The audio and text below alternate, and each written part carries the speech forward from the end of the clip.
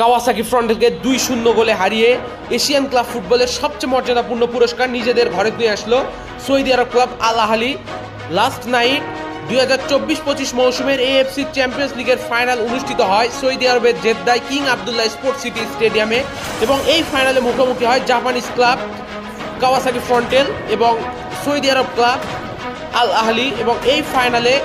Kawasaki ফ্রন্টেলকে 2-0 গোলে হারিয়ে নিজেদের ক্লাব ইতিহাসের সর্বপ্রথম এএফসি চ্যাম্পিয়ন্স লিগ শিরোপা ঘরে নিয়ে আসলো সৌদি আরব ক্লাব আল আহলি। এর আগে তারা দুইবার এই ফাইনাল খেললেও একটিবারও তারা শিরোপার মুখ দেখা পায়নি, কিন্তু এইবার Riyad Mahrez, Roberto Firmino, Edouard মেন্ডিদের নিয়ে গড়াই একাদশ তাদেরকে প্রথম শিরোপা জয়ের স্বাদ দিল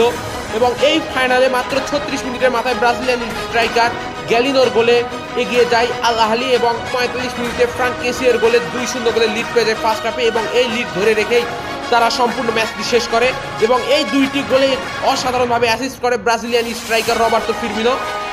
এবং এই ডমিনেশনের মাধ্যমে তারা তাদের ইতিহাসের সর্বপ্রথম এশিয়ান চ্যাম্পিয়ন হলো। এই দলটা সৌদি প্রো লিগে সাফার করতেছে, তারা 5th পজিশনে রয়েছে সৌদি প্রো লিগে। সেই দলটা আজ এশিয়ার সবচেয়ে মর্যাদাপূর্ণ পুরস্কার নিজেদের ঘরে নিয়ে আসলো। তো যারা এই ম্যাচটি উপভোগ করেছেন, কেমন ছিল আপনাদের ম্যাচ জয়ের অনুভূতি অবশ্যই কমেন্টে জানাবেন।